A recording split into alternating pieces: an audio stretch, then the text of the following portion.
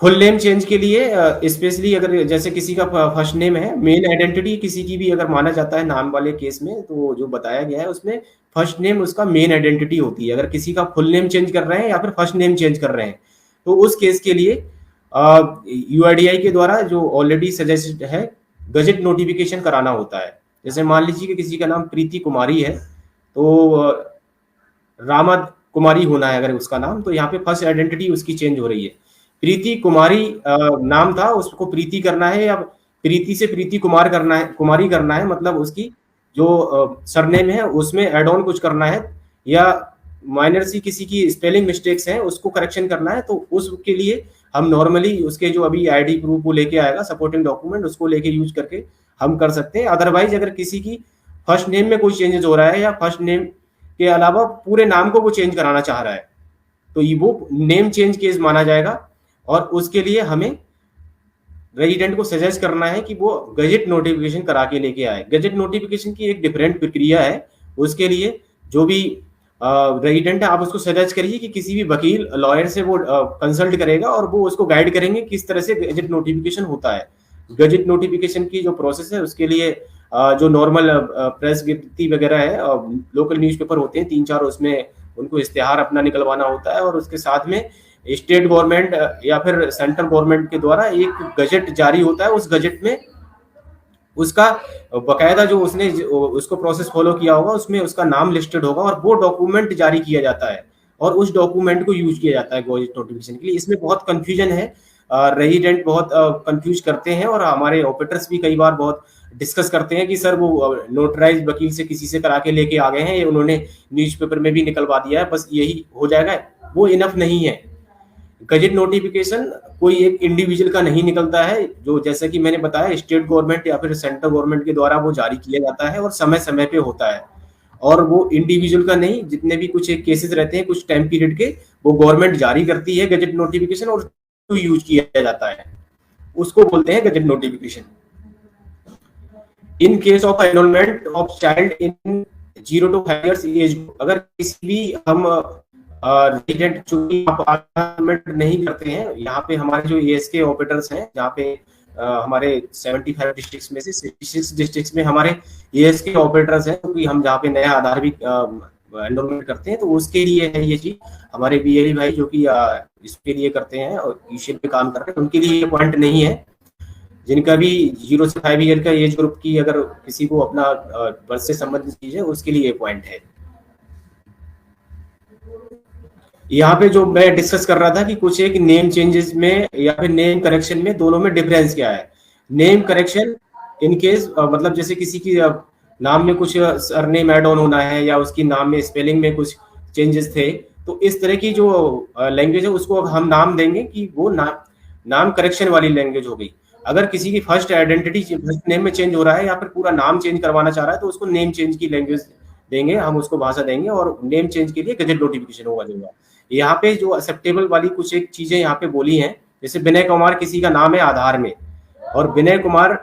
वो अपना विनय कुमार आधार में है, विनय कुमार ही पीओआई लेके आ रहे हैं, तो ये यहाँ पे पास हो जाएगा। ठीक है। जैसे प्रीति किसी का नाम है और प्रीति आधार में है, प्रीति वो पीओआई के रूप में लेके आए। प्रीति जो उनका आधार में था उसमें PRITI था, और जो वो डॉक्यूमेंट लेके आए पीओआई उसमें PREETI है। तो इस तरह की करेक्शन जो हम है वो नॉर्मली करते हैं, और उसको बोला जाता है नाम करेक्शन। अगर यहाँ पे प्रीति की जगह पे वो पूरा नाम ही चेंज करा रहे थे, रामा कराना चाह रहे थे, तो वो नहीं कर सकते। ये चीजें एक्सेप्टेबल है और इसको हम नाम करेक्शन करते हैं। किसी के नाम में सीक्वेंस चेंज है, जैसे कई बार क्या है पहले आधार बना है तो बाई मिस्टेक ऑपरेटर की मिस्टेक थी, या फिर उन्हें इतना चीजें पता नहीं थी। किसी का नाम यहाँ पे एक एग्जांपल दिया गया है, नीति रविधरन था, आधार में नीति रविधरन है, और वो डॉक्यूमेंट जो लेके आए हैं उनको कराना है रविधरन नीति। तो वो इस तरह का अगर कोई भी डॉक्यूमेंट लेके आ रहे हैं, अपने नाम की सीक्वेंस में चेंज कराना चाह रहे हैं, उससे रिलेवेंट अगर डॉक्यूमेंट लेके आएंगे तो हम इस तरह के नाम में करेक्शन कर सकते हैं। मतलब सीक्वेंस में अगर किसी के कोई भी मिस्टेक है और वो सीक्वेंस जिसको वो करेक्ट कराना चाह रहा है उससे संबंधित डॉक्यूमेंट लेके आएंगे, तो हम इसको एक्सेप्ट करेंगे। कुछ केसेस में होता है जैसे आफ्टर मैरिज, यहाँ पे इन्होंने एक केस दिया है कि in case of change name change after marriage, where POI document marriage certificate with photograph has resident maiden name with the spouse, then such cases में बी पास्ड। जैसे कई बार क्या है, मेडन नेम होते हैं किसी का शादी के बाद में, उसमें उसको सरनेम कुछ ऐड कराना है, तो यहाँ पे इस तरह के अगर वो डॉक्यूमेंट लेके आ रहे हैं तो हम वहाँ पे नेम करेक्शन कर सकते हैं। फुल आइडेंटिटी चेंज नहीं करेंगे, फुल नाम चेंज के लिए वही गजेट नोटिफिकेशन ही है। जैसे किसी का नाम था रितु मिश्रा और उसके स्पाउस का नाम है अभिनव पांडे इन पीओआई, देन रितु पांडे उसको किया जा सकता है, उसका सरनेम चेंज कर सकते हैं आफ्टर मैरिज। ये नॉर्मली होता है और इसको किया भी जाता है। तो इससे संबंधित वो डॉक्यूमेंट लेके आएगा, मैरिज सर्टिफिकेट लेके आए तो आप उसको कर सकते हैं।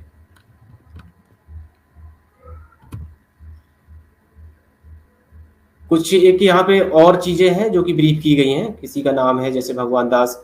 ईश्वर दास हिरानी, तो भगवान दास हिरानी है नेम और फादर नेम ईश्वर दास हिरानी है, तो मिडिल नेम यहाँ पे ऐड किया गया है, तो वो चीज हम कर सकते हैं, ये एक्सेप्टेबल है इस तरह की चीजें। सभी बीएलई भाई जो भी हमारे यूजुअल संचालक हैं उनसे अनुरोध है कि प्लीज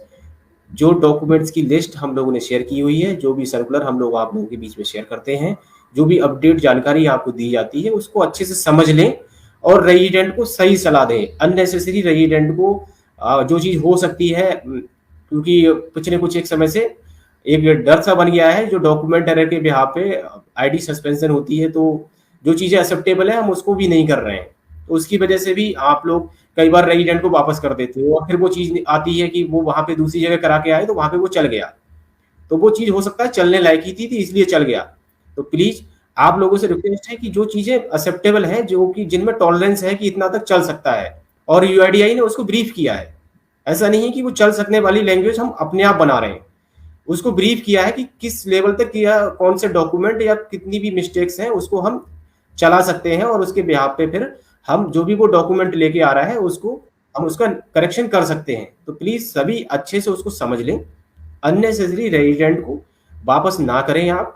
इससे आपके अपने एनरोलमेंट ट्रांजेक्शन भी इफेक्ट होंगे, और वहां पे जहाँ पे भी आप काम कर रहे हो तो वहां के जो भी रेजिडेंट आते हैं तो एक वहां पे फेस वैल्यू पे भी एक नेगेटिव इफेक्ट जाता है। तो प्लीज रेजिडेंट को सही जानकारी दें और खुद अपने आप को एजुकेट करें, अपनी नॉलेज को अपग्रेड रखें कि जो चीजें एक्सेप्टेबल है हमें उससे एक्सेप्ट करना है। ठीक है, जो हम एचओएफ बेस्ड एनरोलमेंट की बात कर रहे थे वहां पे अब ये क्लियर यहाँ पे चीजें हो जाएंगी कि कौन कौन लोग जो हैं एचओएफ हो सकते हैं और किसको वो डिक्लेरेशन दे सकते हैं। एचओएफ बेस्ड जो डिक्लेरेशन है बेसिकली किसी को अपना एड्रेस से संबंधित कुछ चेंज कराना है। ये चैलेंज ज्यादातर उन लोगों के साथ में आते हैं जैसे कि कई बार किसी की शादी हुई,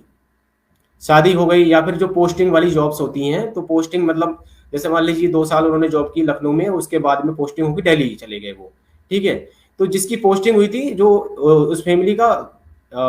हेड ऑफ द फैमिली था, हेड है, वो जॉब में है, वो सर्विस में है, उसका करेक्शन तो वो दिल्ली चला गया, उसने अपना जो भी सर्विस जिस डिपार्टमेंट में कर रहा होगा उसको हो सकता है उस डिपार्टमेंट से रिलेवेंट डॉक्यूमेंट मिल गया होगा और उसके बिहाफ पे उसने एड्रेस अपना करेक्शन करा लिया, या फिर किसी का किसी ने वहां पे प्लॉट ले लिया तो रजिस्ट्री से संबंधित उसके पास डॉक्यूमेंट होंगे, उसने अपने एड्रेस में तो करेक्शन करा लिया, लेकिन जो उसके घर परिवार में और फैमिली मेंबर हैं, उसकी वाइफ है, उसके बच्चे हैं, ठीक है, उसके भाई बहन जो भी हैं, उनके साथ में ये प्रॉब्लम आएगी कि उनका कोई भी डॉक्यूमेंट हो सकता है उनके पास में नहीं है। तो उस केस में यहाँ पे दिया गया है immediate family member means father mother husband wife son daughter brother sister grandfather grand mother father in law mother in law aunt uncle cousin nephew and नाइसी।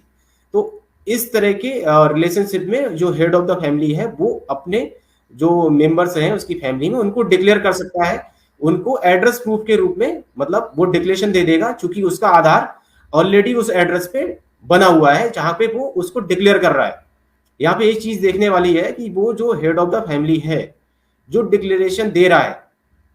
क्योंकि यहाँ पे हेड ऑफ द फैमिली की पूरा जिम्मेदारी पूरी लाइबिलिटी बन जाती है, यहाँ पे लिखा हुआ है जो 3rd नंबर पॉइंट है, ठीक है, 3rd नंबर पॉइंट को आप अच्छे से समझेंगे पढ़ेंगे तो आपको चीजें क्लियर हो जाएंगी कि क्या इस डॉक्यूमेंट की इंपॉर्टेंस है। ये डॉक्यूमेंट जो कि एड्रेस प्रूफ के लिए लोग नॉर्मली करेक्शन के लिए लेके आते हैं, सेम ये मान लीजिए कि एड्रेस प्रूफ हो गया उसका जो करेक्शन कराने आ रहा है, ठीक है, जिसके पास कोई डॉक्यूमेंट नहीं था और उसके घर में जो परिवार का मुखिया था वो डिक्लेयर कर रहा है कि उसके घर परिवार में जो और लोग हैं, उसकी वाइफ है, उसकी मदर है, उसका बेटा है, उसका भाई है, उसकी सिस्टर है। मेरा आधार, मैं जहां रह रहा हूं दिल्ली में, मेरा आधार में जो एड्रेस है उसको सेम मेरे जो और फैमिली में मेंबर्स है उस एड्रेस को उस पर कर दिया जाए। यहाँ पे आई लिखा जाता है, आई नेम एज इन आधार, मतलब जो जो डिक्लेरेशन दे रहा है उसका यहाँ पे डिटेल पड़ेगा, रेजिडेंट ऑफ उसका यहाँ पे डेट पड़ जाएगा, ठीक है। एड्रेस पड़ जाएगा as provided in the Aadhaar holding Aadhaar number, यहाँ पे उसका आधार पड़ जाएगा।